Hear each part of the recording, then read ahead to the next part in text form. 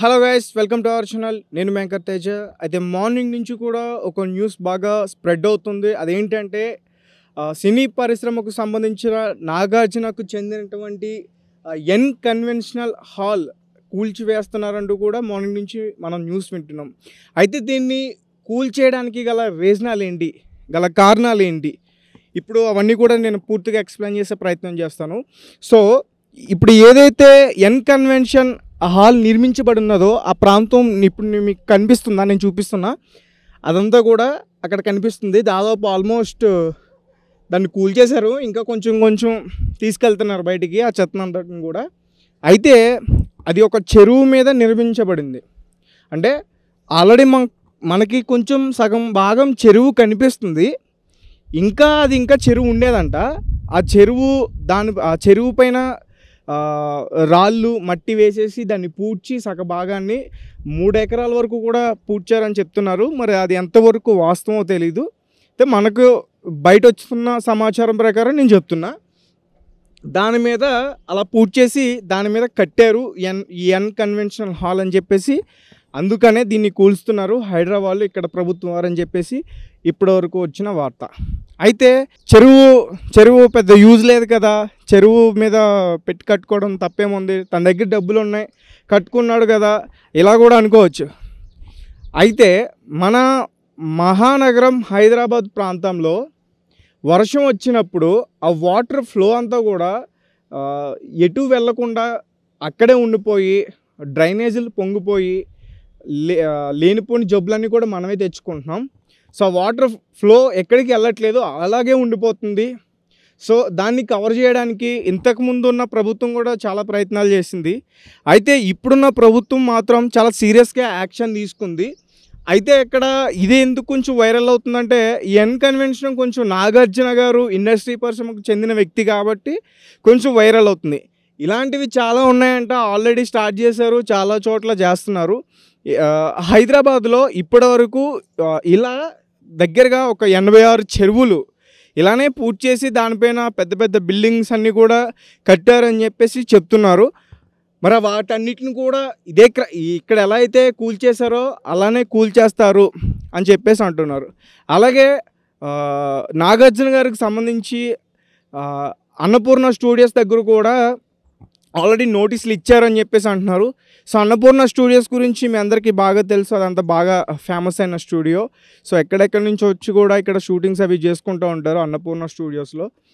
అలాగే మరికొంతమంది గతంలో నాగార్జున గారు జగన్మోహన్ రెడ్డి గారికి సపోర్ట్ చేశారు, అతనికి కొంచెం స్నేహం ఉంది ఆయనతోటి, ఆ కక్షతోనే రేవంత్ రెడ్డి గారు ప్రభుత్వం ఇక్కడ కూల్చేస్తుంది అని చెప్పేసి కొంతమంది ఒక కొత్త కథనాలు సృష్టించే ప్రయత్నం చేస్తున్నారు. అవన్నీ కూడా రాంగ్.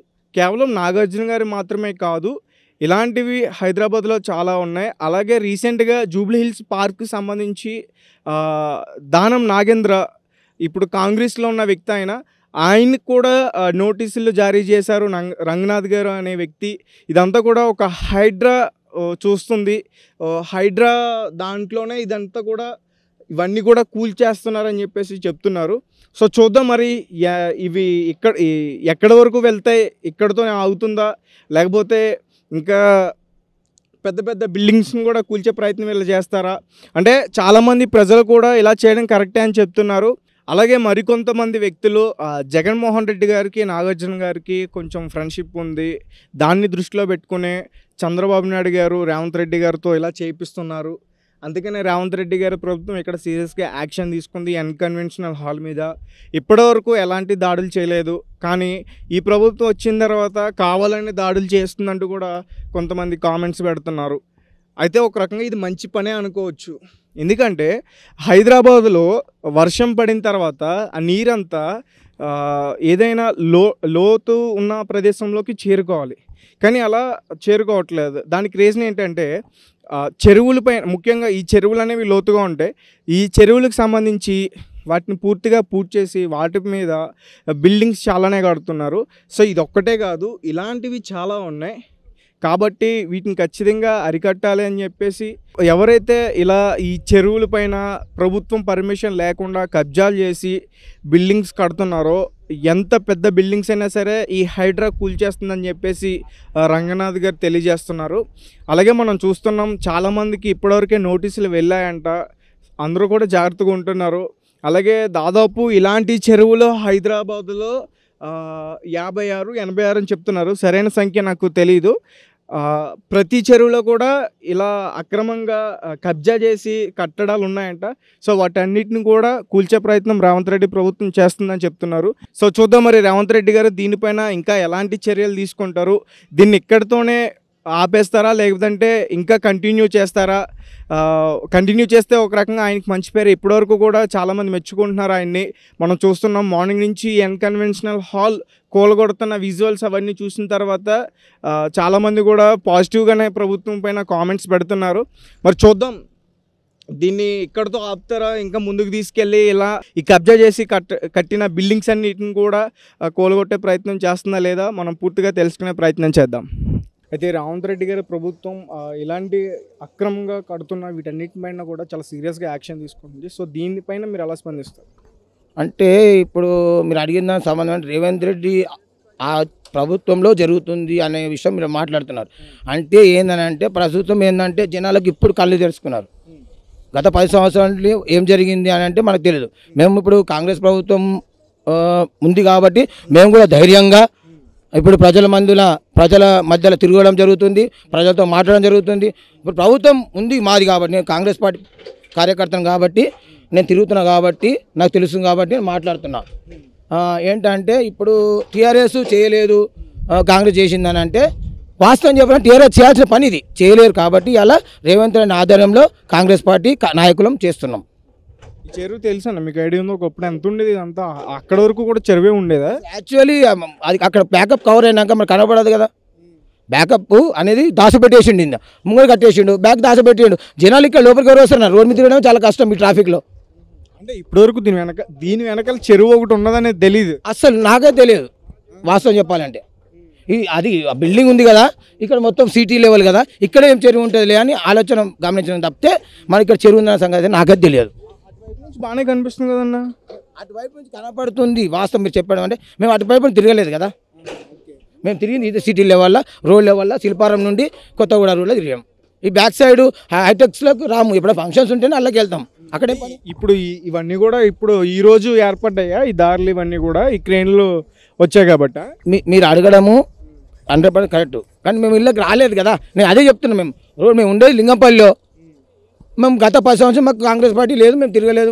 వెళ్ళి కార్యకర్తలు మా పని ఏంది రోడ్ మీద తిరగడం, ఇక్కడ ఏం కబ్జా చేయడం మేము అంత అబ్జర్వ్ చేయలేదు. మా పార్టీ వచ్చింది కాబట్టి మన ప్రభుత్వం నడుస్తుంది కాబట్టి కబ్జాలు ఎక్కడెక్కడ చేసి ఏంది అనేది అబ్జర్వేషన్ ఇప్పుడు మేము స్టార్ట్ అయినాం. గత 9 నెలలు అయింది ఇప్పుడు స్టార్ట్ అయ్యి. మరి మేము 8 నెలలతో ఇప్పుడు పట్టుకున్నామంటే అర్థం చేసుకోండి, మేము పనిలో ఉన్నామా లేదా కాంగ్రెస్ పార్టీ? చెప్పండి మీరు. అంటే కదా చెప్పండి. పనిలో ఉన్నాం, పనిలోనే ఉంటాం. అంటే కేవలం ఈ సిటీకి సంబంధించిన వాటిలోనే కూలుస్తారా? మొత్తం రాష్ట్రం అంతా కూడా ఎక్కడ ఉన్నా కానీ కూల్చే ప్రయత్నం చేస్తారా?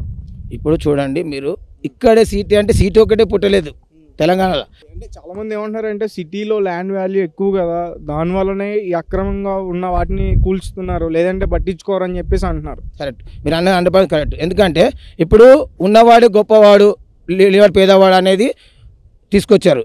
పేదవాడు ఉన్నవాడు ఇలా కావాలి అంటే ఊరు కాదు, సిటీ కాదు, డబ్బు కాదు, గజం లెక్క ఇంపార్టెంట్. డబ్బు లెక్క గజం లెక్క ఇంపార్టెంట్. మనిషి గుండెకాయ ఎంతో, గుండెకాయ వాల్యూ ఉంటుందా? గుండెకి వాల్యూ ఉంటుందా? పేదవాడి గుండె, గొప్పవాడి గుండె వాల్యూ ఉంటుందా? Same value. అదే ఆ వాల్యూ తీసుకురావాలి. అయితే ఇప్పుడు చెరువుని సగభాగం పూడ్చి కట్టారు అని చెప్పేసి అంటున్నారు. దాని మీద ఇప్పుడు ఆల్మోస్ట్ దాన్ని కూల్చేశారు. దాని తర్వాత ఇప్పుడు తవ్వుతారా దాన్ని మళ్ళీ చెరువులో కలిపేయడానికి? ఇప్పుడు ఇది గవర్నమెంట్ ఏంటి చెరువుది కదా, చెరువే ఉండాలి, చెరువే చేయాలి. అట్లా అని చెప్పి ఇప్పుడు అది పగలగొట్టామని చెప్పేది గవర్నమెంట్కి రాదు. ఆల్రెడీ చెరువు అంటేనే గవర్నమెంట్, ఆ గవర్నమెంట్ లెవెల్ చెరువే ఉండాలి. అది కూలగొట్టామంటే దాన్ని లెవెల్ చేస్తే మళ్ళీ వాటర్ వచ్చేస్తాయి, ఫ్రంట్కి వెళ్ళిపోతాయి. యాజ్ యూజువల్ ఎట్లా ఉంటే ఫస్ట్ అట్లా ఉంటుంది. అయితే కట్టుకున్నాడు కూలిపోయిందా, దాన్ని లెవెల్ చేస్తే వాటర్ ఇవన్నీ తీసేస్తే లెవెల్గా వాటర్ వచ్చేస్తాయి.